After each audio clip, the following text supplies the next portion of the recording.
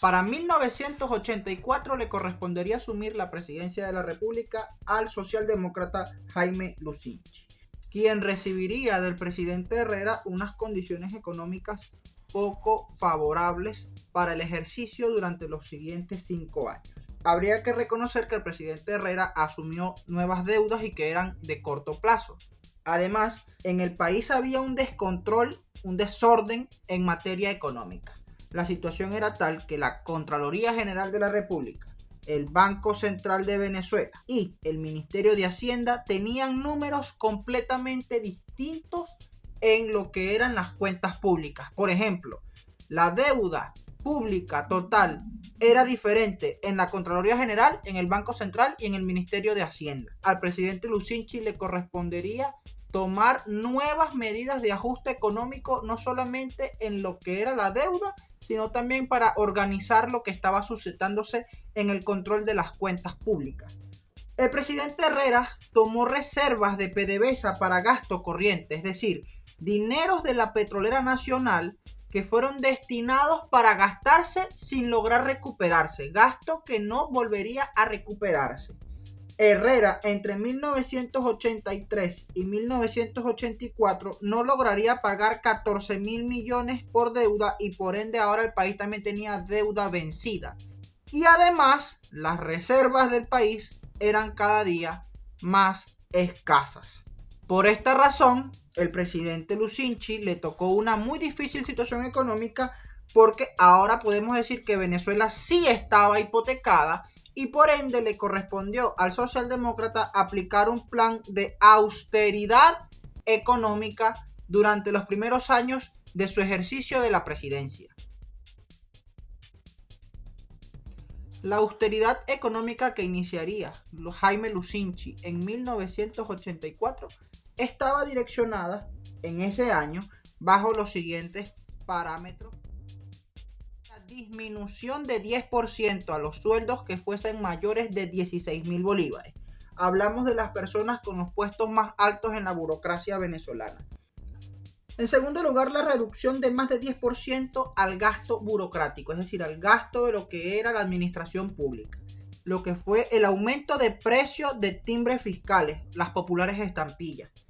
Se buscó el refinanciamiento de la deuda de los productores del campo para que estos no se fueran a la quiebra. Se entregó un bono compensatorio de 100 bolívares para aquellos trabajadores que ganaran menos de 3.000 bolívares mensuales. Se impulsó un programa de comedores para los trabajadores y también se inició el proceso de refinanciamiento de la deuda que tenía el país.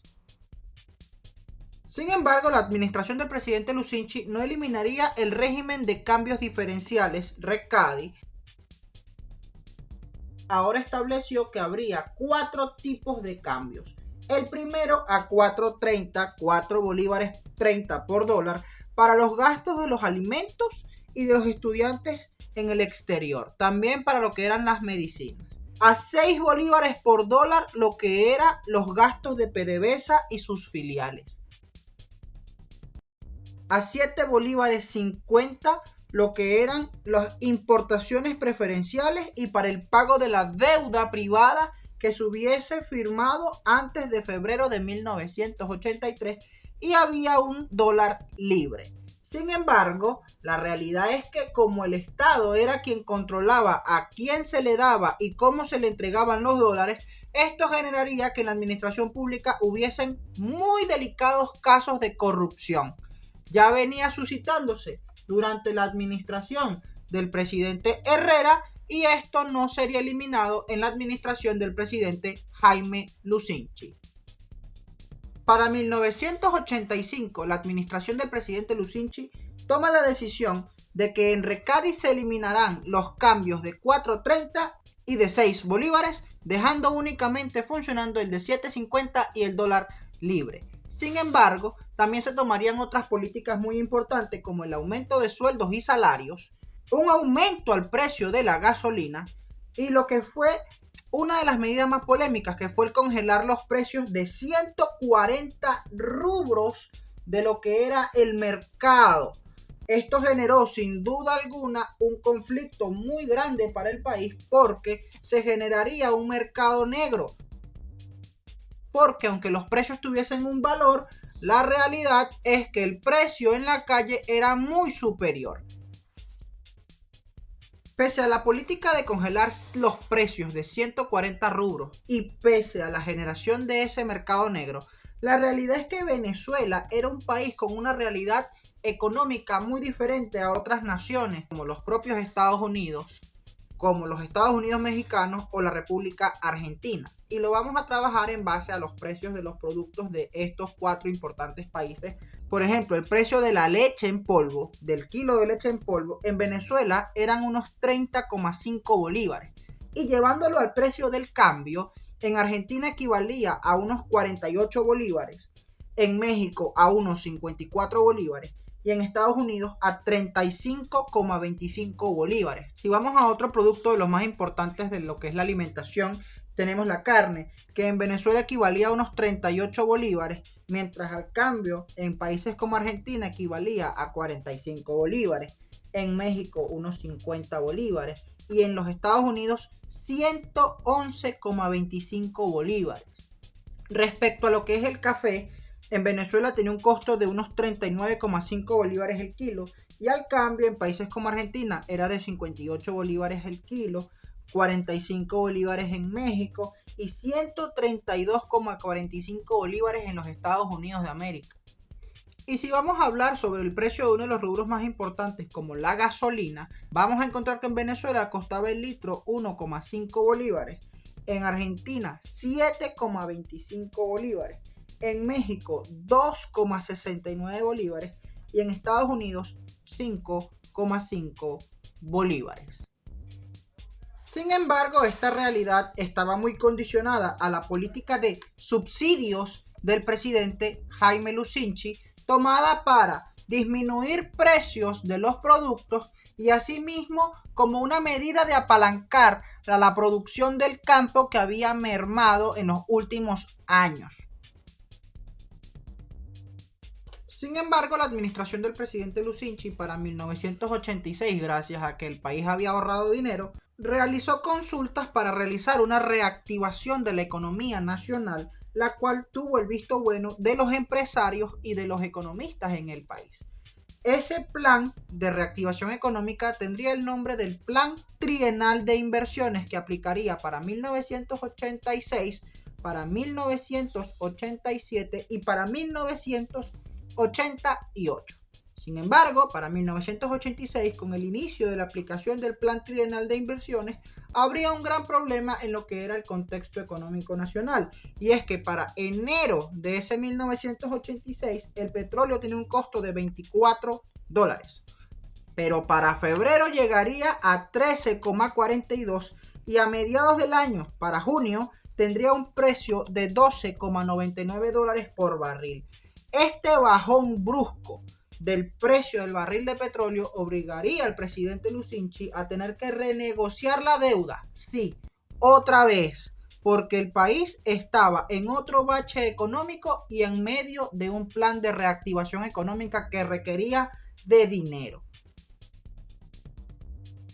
Pese a que Lucinchi entonces tendría uno de los precios más bajos del petróleo para cualquier presidente de la historia de Venezuela, el presidente no eliminaría ni la política de subsidios ni descongelaría los precios de aquellos 140 rubros.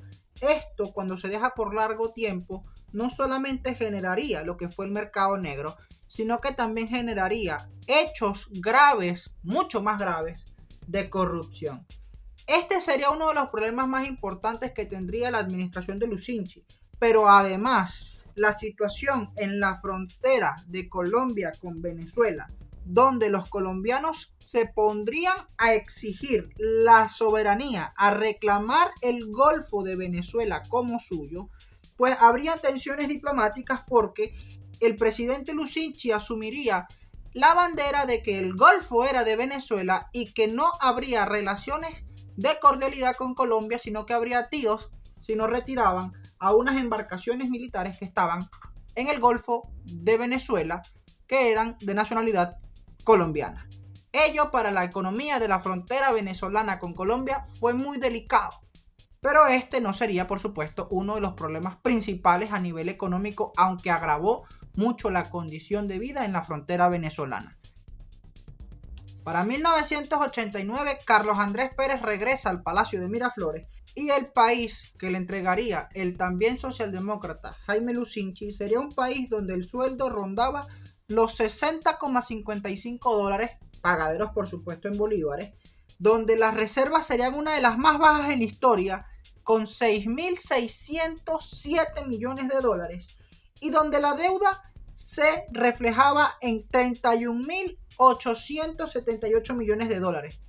Y además, representando esta deuda, un 80,3% deuda externa, representando un incremento respecto a 1983 de 1,2% de crecimiento de la deuda externa frente a lo que era la deuda interna. Por tal sentido, el presidente Carlos Andrés Pérez en ese primer año se pondría a trabajar en lo que fue un plan de reformas económicas para el país. Estas reformas económicas contemplaban un nuevo financiamiento por parte del Fondo Monetario Internacional para que el país tuviese algo de dinero fresco, dinero con el cual poder trabajar y poder incrementar un poco lo que eran las reservas. Implicaba el plan también la liberación de precios. El plan implicaba la privatización de empresas que no fuesen fundamentales para el funcionamiento del Estado. Se buscaba implementar el aumento de la gasolina y de servicios públicos, y aquí viene algo muy importante, más que aumentarlo era cobrarlo, porque todo en el país estaba subsidiado. Por ende, también se eliminan muchos de los subsidios que estaban en el país. Se elimina también lo que era el régimen de cambios diferenciales RECADI, utilizando una política de libre cambio de lo que era la convertibilidad de la moneda, es decir, poder comprar dólares, euros al precio que dijera el mercado. La disminución de los trámites burocráticos y con estos últimos puntos lo que era frenar los hechos de corrupción de los gobiernos anteriores y por último lo que era un aumento de los salarios.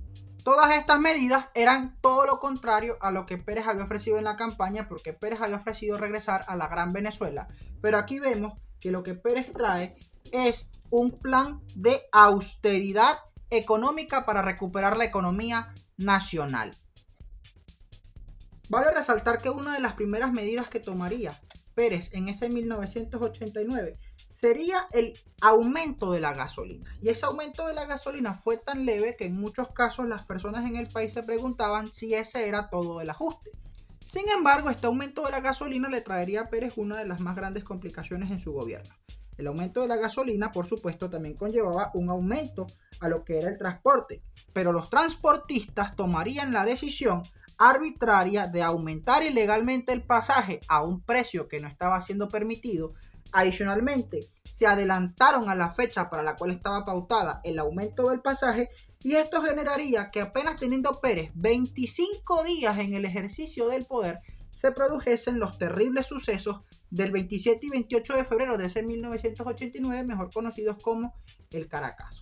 Y aquí vale acotar que las protestas que habían en la calle, incluyendo el centro de Caracas, fueron destinadas a atacar a comerciantes, a transportistas, pero en ningún sentido se atacó a instalaciones públicas como el Congreso, que también estaban allí en pleno centro de Caracas, u otras instalaciones políticas.